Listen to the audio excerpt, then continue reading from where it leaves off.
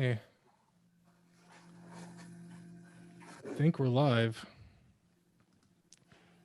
Do you want to shoot it out on Twitter real quick and then do the intro? If you are just tuning in, questions in the chat.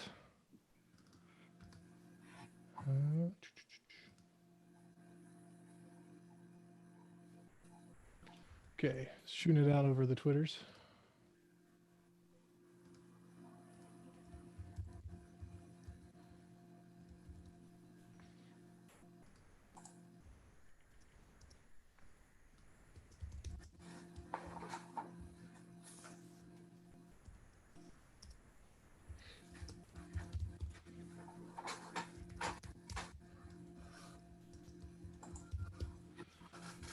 I wish there was a easier way to do that. Like, it didn't involve me stopping and then tweeting and then starting the whole thing again. All right.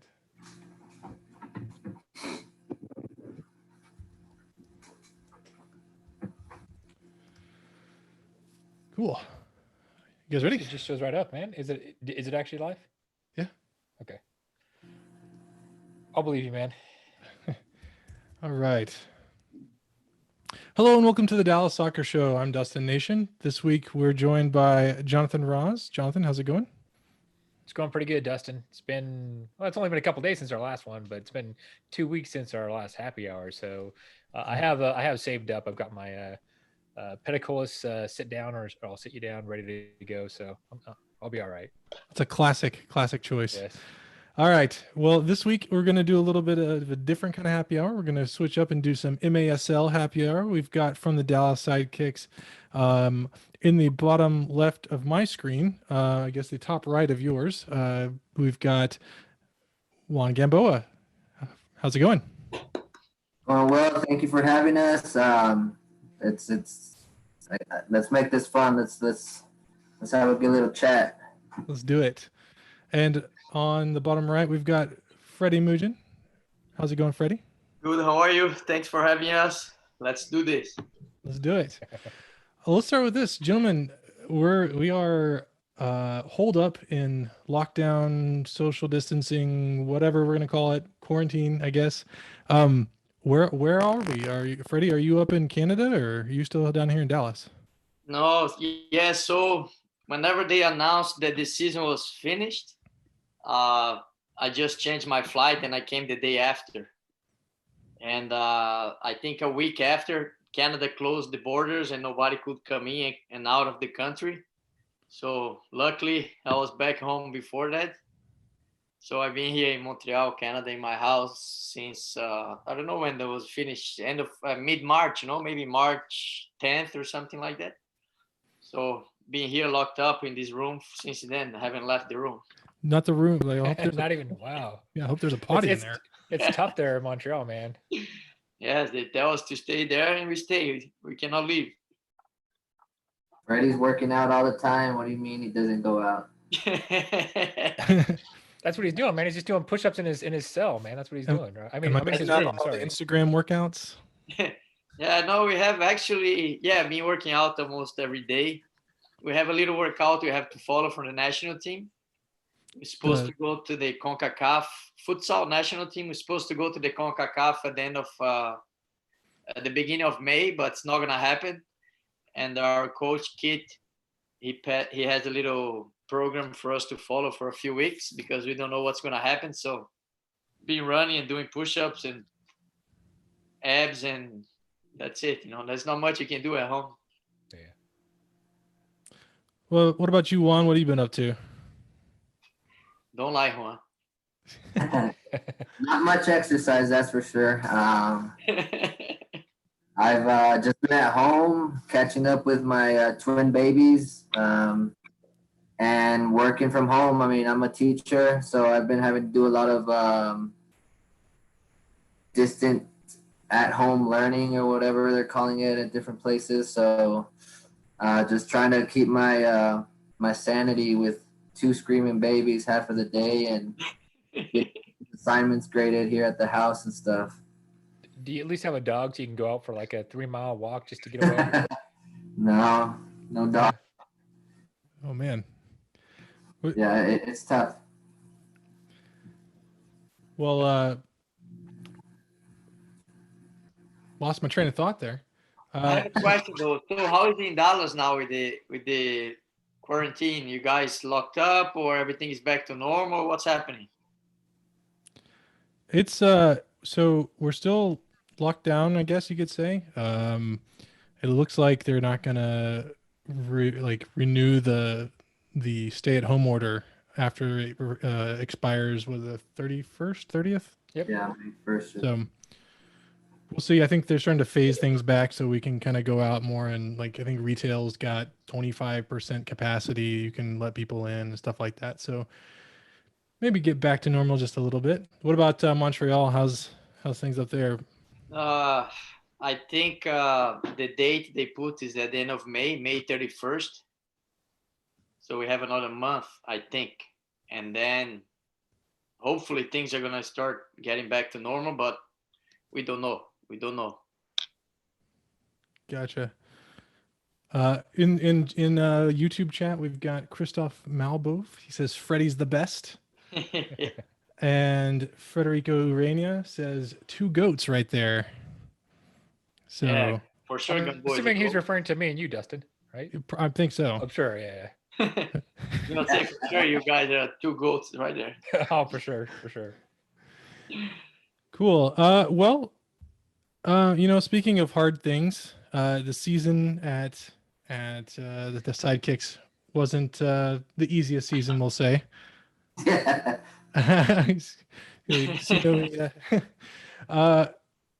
Let's just take a spin though. Like, were there any highlights of the season? Anything that stands up as something that like you really enjoyed about the season? I'll let Gamboa go first. But for sure there's positives. But let Gamboa go first. I mean, I think just the group we formed this year, that's the highlight of the season. Just the group of guys that came together and I mean, it was great to hang out with those guys. It was a great time being part of that team.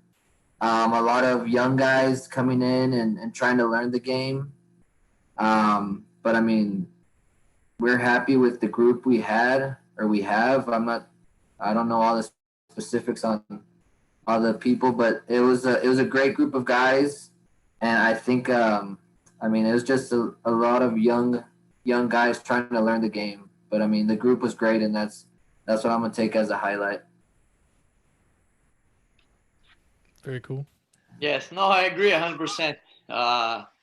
Gamboa as well and myself, we've been playing this league for a very long time, and some seasons, you know, we have a good team, you're winning, but the group is tough. You know, it's a lot of egos and bad talking in the locker room and behind people's back, and it brings a bad energy to the group and ends up not being a great season. It's not easy, you know, professional sports, so many guys together and everything that happens. But yes, we have a great group.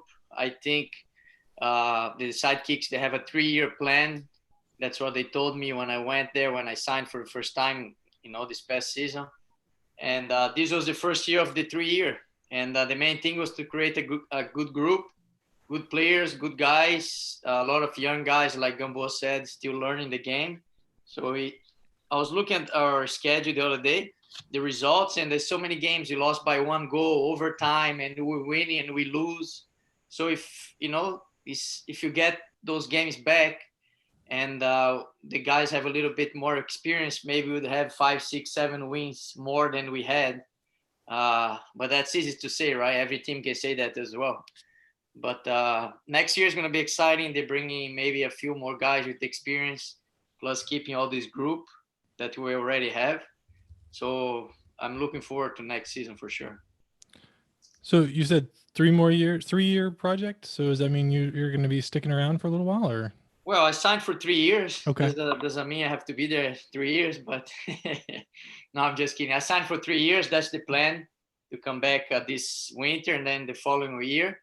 And the goal is in the 3rd year to win the championship. So let's see what happens. There you go. And then after that, maybe I know you're already putting your foot into coaching, right? Yeah. So I've been getting my licenses to coach here in Canada. I've been assistant coach in the league in the MISL for many years. 3 years in Florida, another year in St. Louis. So yes, let's see what happens. And if that's where it takes me to coach in the MISL, if it's a good opportunity, then we do it. Otherwise, I come back here and see what happens. Very cool. Hey, so Juan, I was reading that you have played at Wembley Stadium. Yes, sir. Back in 2012, I played a Budweiser tournament with the team from San Antonio, and we won the national. We won in San Antonio, we won in Dallas, we won in Houston. So we went to London representing the USA, or one of the USA teams. And I got to play at Wembley Stadium, the final. I mean, it was like it was a short-sided game. It's not like a full field, but we got to play like the width of the field. We played on Wembley Stadium. We ended up winning that tournament. That's really cool. It was a great experience. They took us, we were up there for like a week. We went to the FA Cup final between Chelsea and Liverpool. They had us up in some really nice hotel. I mean, it was the works. It was a great tournament. Would you say that's probably your favorite place to play? Oh, for sure. Yeah, for sure. Freddie, you played for Montreal, right? The Impact. Correct. I played for the Impact.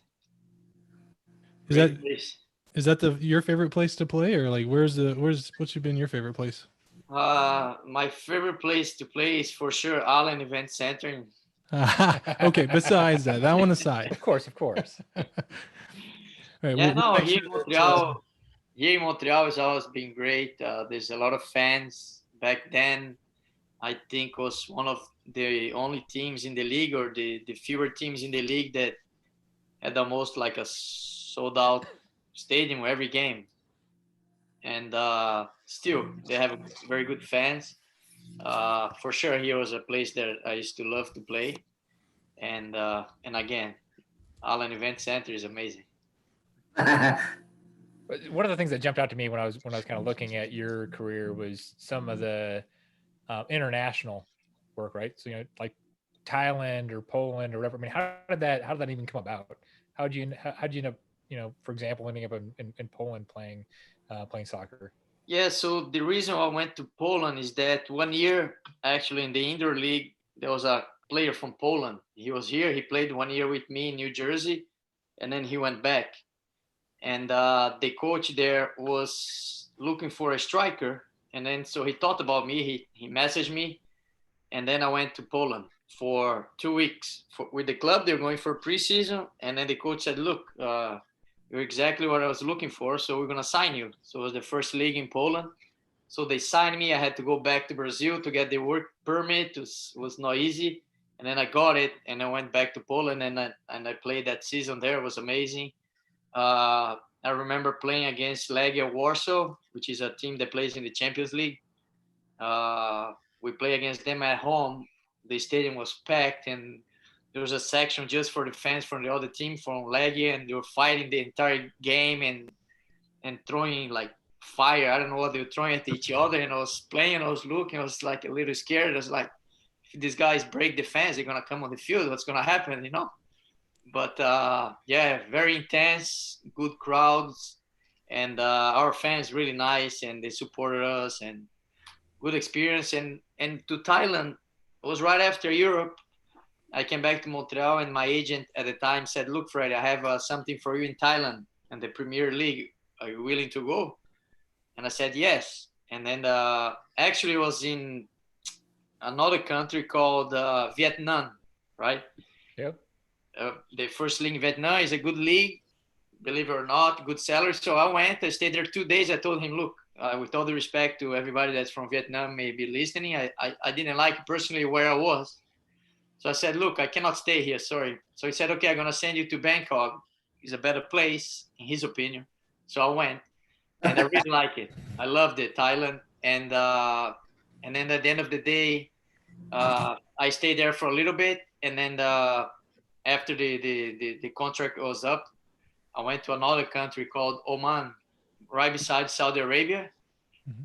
because there was 3 months left in the season, and they need a striker as well. They signed me. I played 3 months, and then I came back. But great experiences. And to be honest, after that, I said, look, it's enough now traveling everywhere. I'm just going to stay in North America, in Montreal, in the US, and that's it. That's why since 2012, I've been just playing the indoor league and then playing outdoor soccer here. And there's a league here in Quebec. It's a semi-professional league, so I just play here outdoor and then indoor in the US. So does your family travel with you whenever you go to these places, or? Yes, they come with me. Now I have a 4-year-old. He's going to start school this winter here, this fall, I guess, hopefully. And then I don't know what's going to happen. They're not going to be able to come, maybe just for Christmas and New Year's and things like that. But usually, yes, they come with me. But this last season in Dallas, they came for I think 5-6 weeks, and then they had to come back to Montreal. Gotcha. Going back to the stadiums, I'm surprised none of y'all ever mentioned that. Like you're in your favorite places, those places with the blue turf. So like Kansas City and Utica. Like I'm surprised those didn't make your list. I haven't played there. You Really? haven't played in Kansas City? No? Mm-mm. Wow. Kansas City is nice. The arena is similar to Allen, to be honest. It's about the same size, I think. And similar. And Utica, I played there last year, right? The year before Dallas. Nice arena, good fans, good people too. Good places. It's a little dark in Utica, I find the arena, but it's really nice. The fans, the atmosphere, they are very loud. It's very cool. Do you think that the Sidekicks should get some sort of colored turf like that? Maybe like some Green gray, turf. some silver turf. Well, why not? We'll make it happen. Something different. We'll make it happen. We'll get I don't know who from the front office. Fetty. We'll get Fetty to talk to somebody. Yeah, Fanny can make it happen for sure. That guy can do anything. So for the Sidekicks, I know that you guys did have quite a bit of turnover this year. So you talked about the 3-year plan. Is that, I mean, how many of the players were new? I guess Juan, do you know that? I mean, what percentage of the team turned over from the year before? Well, if we talk about just guys going to the Outlaws, I want to say at least 7 or 8 of our guys went to the Outlaws. At least there might be more that snuck over there.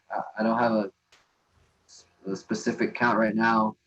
Then we lost Nestor to Ontario, and then a couple other guys that just didn't end up coming back. So I would say at least 60% of the team was new. At least I want to think it was a lot of new faces and new to indoor soccer guys. So it's not like guys that have been playing other places. It's brand new to indoor soccer, trying to transition from outdoor to indoor. So yeah, it was a big learning year for a lot of guys. And The good thing also, sorry, Juan, some games he couldn't play because of personal reasons. I don't know how many games. It was like 4 or 5. I don't know. And the backup goalie never played indoor before. And so imagine, a team already with a lot of guys with no experience, and then the backup goalie with no experience. It takes time for the goalie to learn, especially, right? So many new things, even though Carlos is a good outdoor goalie, for indoor it takes time, and he was just throwing the fire and had to perform in Monterrey 2 times, and so it's not easy, especially for a goalkeeper. it's hard to just come into the game and start flying like Juan. Yeah, it's not many people. Like Nobody can levitate like that guy. that picture was good, huh? Yeah. There's a trampoline in that area that y'all don't know about. Cool. So I guess with all the young players that you're bringing in and all the people new, how I guess it's good to have some veterans like y'all and especially a teacher, like how much effort did or how much does the coaching staff lean on veterans and people like that? And is that like I guess a core part of the strategy there? Well, I think yes, I think you have to have some veterans, especially in the indoor game. If you make a team just rookies or guys from the city or something like that, it's not going to work.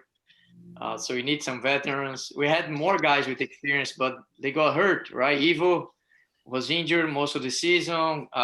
Cameron Brown as well, great player, a lot of experience too, injured, and there's more too. So DJ, Nando. Yeah, yeah, we had a DJ lot of. Nando. So you lose 4 guys right there with experience to a group that doesn't have much experience. It makes everything hard. But the coaching staff, I guess, they want from us just the leadership and showing the guys that what you're supposed to do on the field, that you're able to do those things that the coaching staff they ask. And because if there's nobody to show or to prove that's possible to be done, is everything is harder, right? So I think it's important to have guys with experience. Yeah, I mean, there was a group of us that we would talk amongst ourselves and try to figure out ways to pass a little bit more knowledge down to the younger guys and that kind of stuff. But I mean, the coaching staff would look for us to take leadership and try and help the younger guys out and just trying to learn the game as quickly as possible. So what's the goals for next season? Is it just to beat Mesquite? Is that it? Just let's just make sure we take out the Outlaws and we'll be all right. Before winning the championship the year after, right? Yes. That's 2 years. And they already got one under their belt though. That's a good point. Okay, you're right. We should be able to beat Mesquite every game. Why not? For sure, that's a goal. We want to win every game, especially against Mesquite. That's our rival. So that's number one. But the goal is going to be to make the playoffs. But we have to go a game at a time. Still, just like every other year. Hope that guys don't get injured. That we're able to keep at least most part of the group throughout the entire season and go a game at a time. But the good thing is that most of the guys now, we know how the coach wants us to play. It's a little different style. Even for me, it took me a little bit of time to understand, but it's very clear. It's nothing hard, but now everybody, understands more. And if you really look with all honesty towards the end of the season or mid to the end of the season, we played some very good games. We played really well. Even all the teams, all the players, coaches, they will tell us, look, you guys are playing very well. And I can't believe the record that you guys have is this, because the way you guys played against us tonight is like, wow, So we had some good games against Utica, which is a very strong team. Against Monterrey at home, overtime. Utica at home, overtime. Against Tacoma, we beat them. We played well. So many good games. But we need to be able to close those games and win, right? Cannot lose by 1 goal so many games. So that's, I think, the main thing you have to do next year to learn how to close those games and make less mistakes. So assuming you guys are on schedule, when do you guys go back to start getting ready for the season? Gamboa can answer, but I think usually the guys that are in Dallas already sometime in September, no? Yeah, usually guys that are local will try and get together once a week just to go kick around, keep doing a little bit of exercise as a group. And then we don't really start hitting like preseason where we're starting to go every day. I mean, maybe like a month before the season starts. So if it starts in November, we'll probably start getting together like in October and starting to get that preseason workout in and all that good stuff.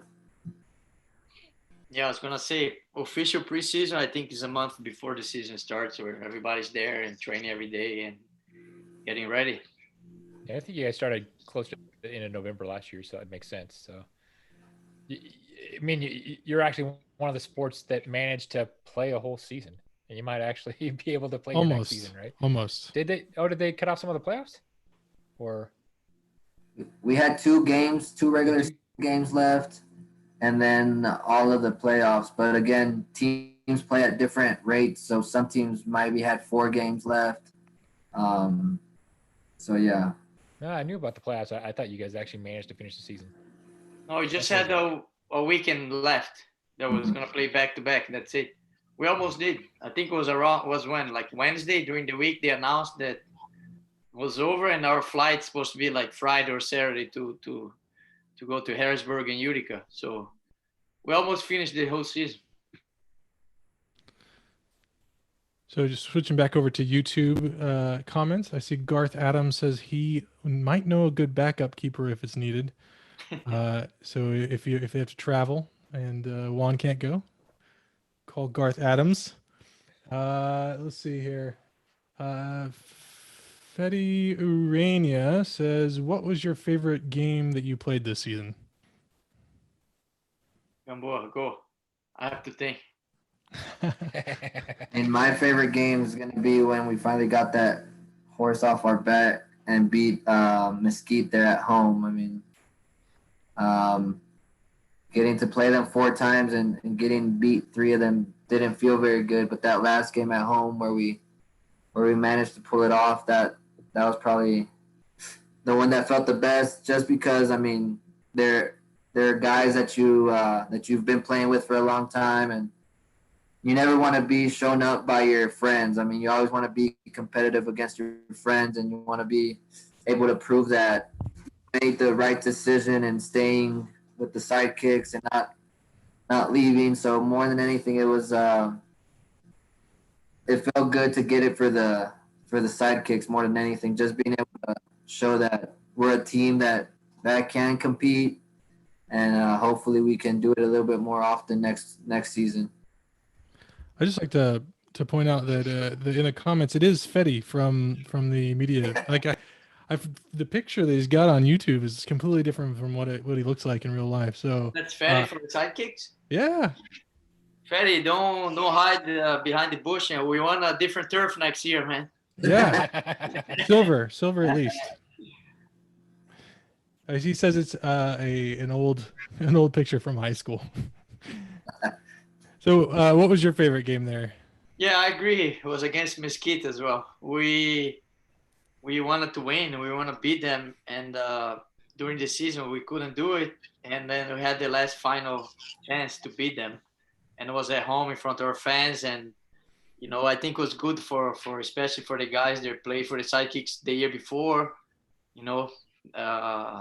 Play against ex-teammates and beat them. And also for our coaching staff, for the organization, everybody was fed up to lose to Mesquite all the time. Why are we losing, So I think it was good for us to get the win at home against them. Yeah, for sure. So, Freddie, let's stay with you for a second. You actually got traded to Utica City from Tampa Bay in 2019, right? Yes. What's in a league where like most everybody has like at least another job, right? Yeah. How does the trade system work, and how's that work? Like just upping and going? Do they only trade, players do they ask you first and say, are you willing to move, or like how does that work? Well, there's 2 ways to go about it. Or I'm really honest, or I'm just gonna BS you around. But let's go for the honest one. We'll let you choose. Well, I've been traded twice in my career in the league for 13 or 14 years, I think. And both times was the same. Comes out of nowhere. I knew that Utica, they've been trying to get me for a few years before. I know the coach there well, the president and everybody else, and it never happened. And me too, I wanted to play in Utica before. But always when I would speak to them, would be like, I'm under contract, sorry, I can't, or I just signed or something like that. So we had that thing going for a while. And in Florida, our season was not going very well. And because of salary and all of that, they were willing to let me go to Utica for that season because Utica was making the playoffs and they want to win the league. So they called me for a meeting and they said, look, Utica wants to bring you, so we're gonna trade you to Utica. What do you think? I was like, what do you mean? What I think? You already told me I have to go. So Do I have a choice? Yes, exactly. You really have no choice. If they decide to trade you, you have to go, or you go home and that's it. There's no more season for you. So I think so. That's what happened. So I went to Utica. Like I said, I didn't want to move because I was in Florida. I was the assistant coach as well. It would make no sense for me to move. I like the fans, the organization, everything else. But it came almost like a stab in the back out of nowhere. And I tried to take the best out of it. And I said, look, I thought about it playing there before. I played with the coach. I think he's a good guy, good person, good coach. Why not, And they're going to the playoffs and maybe something good. Maybe we can win the league. So I went. And yeah, so it was out of the blue. And you really have no choice. It's either go there or go home. Do they trade many players? Like earlier in the season, we interviewed Moises Hernandez and Daniel Hernandez, and like I know Daniel is an electrician as well. Like it would be really hard for him to move and go to a different city during the season. Do they take that into account, or like how does that work for most of these guys, right? I think it is more. First of all, you have to see how the player is doing in a personal level during the season. Let's say Juan is from Dallas and he's doing really, really well. And I don't know, a team that's making the playoffs, they really need a goalie. Maybe they're going to reach out to the Sidekicks and say, look, we want to bring Juan for the playoffs and we want to win the league this year. And maybe the Sidekicks, because Juan is from Dallas and, he has his life there and everything else, maybe they would speak to him first. I would hope. But Does it happen very often, or like, I'm I pretty don't think still many pretty local guys they get traded like that. I don't think so, because at least you would expect them to respect the players that if That's you good. have a life, if you're from the city, you have you cannot just pack your bags and go to a different city far away. So, but we never know. So Juan, you're a coach in Bonham, right? And I know a lot of the other teammates play in, for like Lovegrove and some of those guys play for the Vaqueros as well. Like, have you ever entertained playing with any of those guys, or trying to get on that? My schedule's so hectic that I mean, I would love to be able to go out and play outdoor. I haven't played in a long time just because of scheduling and family time and the drive. I mean, I live in McKinney, so having to drive to Fort Worth to practice every day would probably not be a very, very good thing for me, being away from home so much. So, Charge the miles. yeah. Yeah, I mean, as much as I would love to play outdoor, I don't think it fits into my schedule, and I'm at a point in my life where, I mean, I can't just play to go play. I have family to think about. I have jobs to think about and stuff like that. So I'm happy that the Sidekicks are still giving me an opportunity. I'm happy that my school district is amazing and lets me continue to play and go out and I mean they just let me play, and they understand that sometimes I'll miss and stuff like that, and they've worked really well with me, and I'm just happy to be where I am, and that's one of the main reasons that I'll be starting my 6th year in Bonham, just because of the great administration and group of people that are out there. Give it just Bonham ISD. Give this man a raise. Here, see here, up that way. I was gonna say, I hope they're watching, man. Yeah, no kidding. That's a good plug. How far is your commute to work, man? I mean, normally, how far is Bonham from there? I mean, it's a 45-minute drive, but there's no traffic. It's just it's down country road. It's not a bad drive. I mean, it lets me unwind when I'm coming home from work and that kind of stuff. It gets a little. I mean, I'm used to it now, but it does get. I mean, you lose 2 hours out of your day just driving. So, but I mean, like I said, I'm happy, and hopefully they can keep me up there for a little bit longer. You guys put the logo of the school and the name of the school, his salary is gonna go up. Yeah. Of course. We're a Bonham ISD affiliate. Yeah. Make sure to tag him on the podcast replay. So question from YouTube: who's the funniest guy on the team, and who is the DJ in the locker room? Well, the funniest guy has to be, even though he didn't play much this year, I think TJ, no? He's so funny. Yeah. You have to see his Twitter, the stuff that he puts now with the TikTok thing. He's so funny. Huh? What do you think, Gumbo? Yeah, TJ has to be the funniest guy on the team. Like he says, he's just out there. He doesn't care what people think. He's just out there to have fun. He does himself, and it's fun to watch him, and it's fun to see him have fun. And the DJ was who was We switched it up a couple. I mean, some games Ray would take over. He'd do a pretty good job. And then we'd have people like Quintana try and take over sometimes, and his music sucked. I mean, my favorite DJ is Ray. He played music that actually let you get pumped up for the games, and that's my shout out for DJs, Ray. And then I don't know what Freddie thinks, who he thought the best DJ was out there. No, Ray was doing a good job. Quintana definitely cannot do anymore. You guys like rotate every game or something? Somebody's doing the warm-up music? No, just whoever had the boom box there, the speaker. Yeah. Would put the songs and would have fun before the game.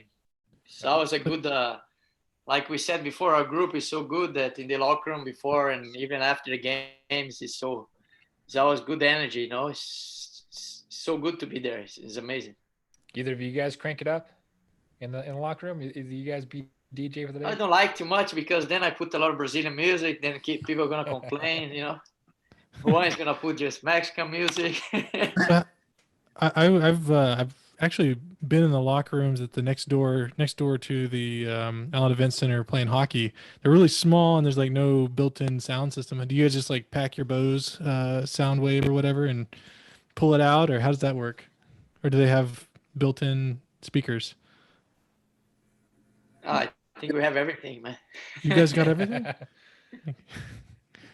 They got the jacuzzi. They got the even the shower speakers, Ice the bath jacuzzi. for Freddie.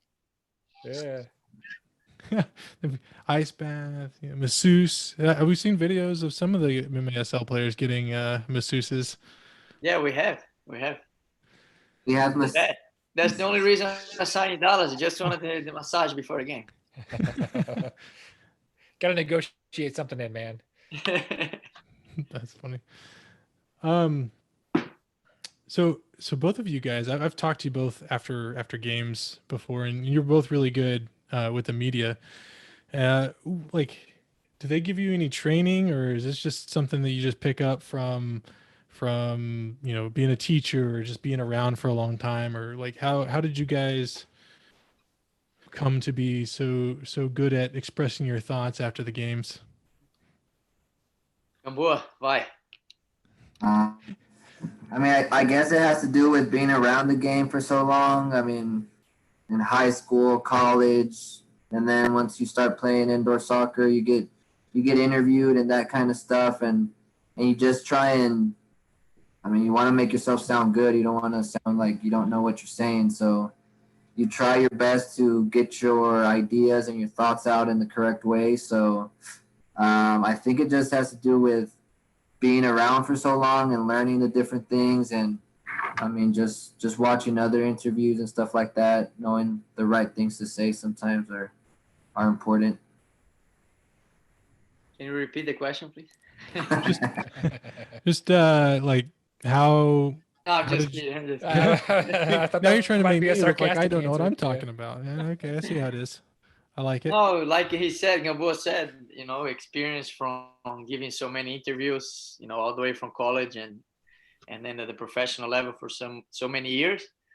And they just try to answer the question the guy, the reporter asks, try to be honest and answer the question. But yes, before I being not trained, but there's some teams that you have the general manager and some staff saying what you can say, what you should not say, not to expose the club and your teammates, or after a game, sometimes your head is burning, is boiling, and you expose the coach and then you regret after, and it creates bad, some bad blood there. So you learn, and also you can learn with your mistakes if you end up doing something like that. You have to be a little bit political, I guess, in the interviews, but at the same time you can be honest and say what you think without throwing anybody under the bus. Are you required to mention the Allen Event Center at least 3 times in every interview? It's like NASCAR. I'd like to thank my sponsors. Fetty says that on YouTube that if you need any training, that he can mentor you and tell you the things that you can and can't say. That's good. Very good. Fatty, Fatty's listening. I'm just waiting for the Argentinian barbecue, man. You promised us last season, and so far, nothing. I mean, other teams in the area use their player fees and disciplinary fees to pay for that. They just work on that. Yeah, that's it. It's because they're such a good group of guys. There is no disciplinary fees. That's why. No, very minimal. Just some guys late sometimes, but that's it, I think. Yeah. Later, going over budget when we eat out in at games, that's where they get us. Yep. Fetty says that in YouTube that he says the dang Corona ruined the asado. So he's blaming it. Passing the buck here is what I'm getting at. Excuses. Yes. Let's see here.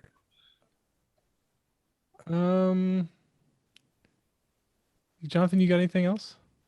I don't. Do you guys have anything that you guys want to plug? Anything that you guys are charities you're interested in, or big things you want our listeners to be aware of?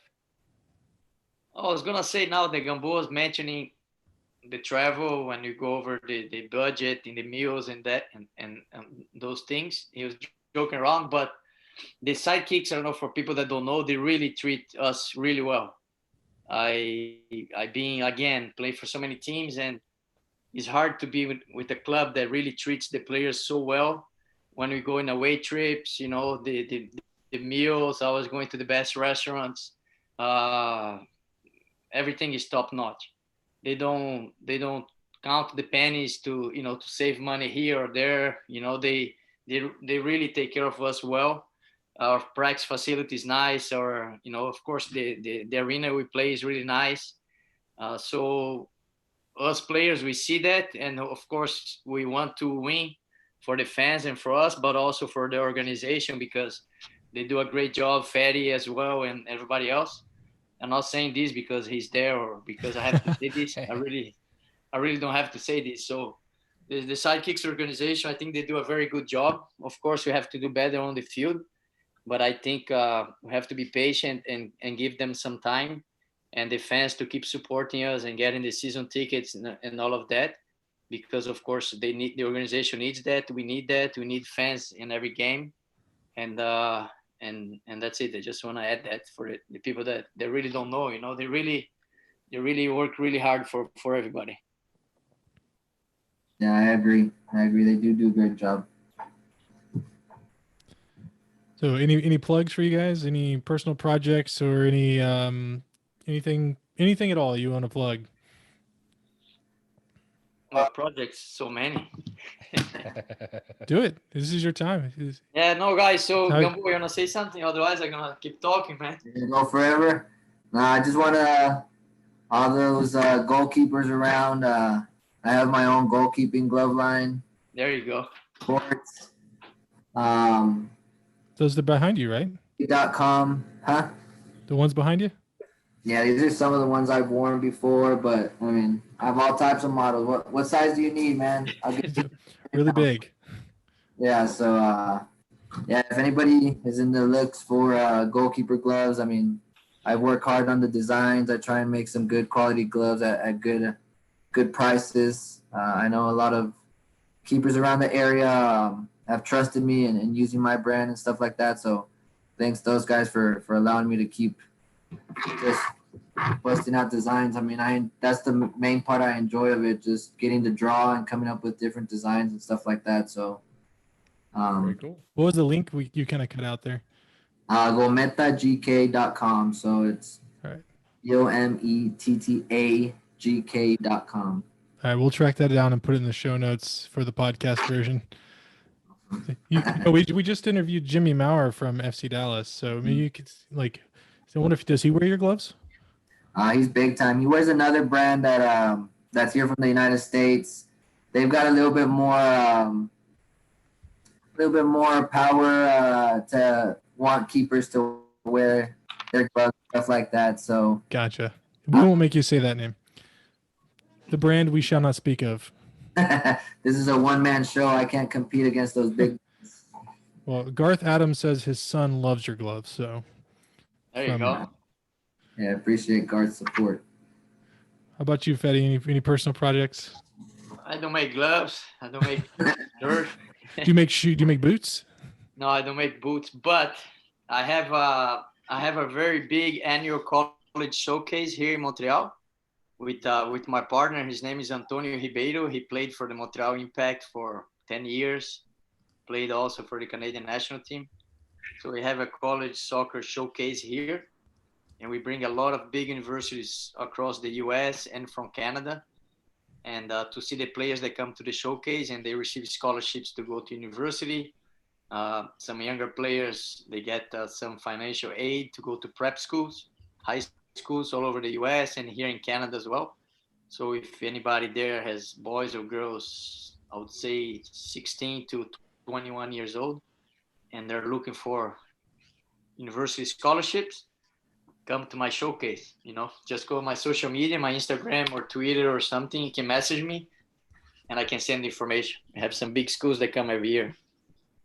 Cool. And we will make sure to get that link in the show notes as well. Thank you. All right. Any parting thoughts before we call it a happy hour?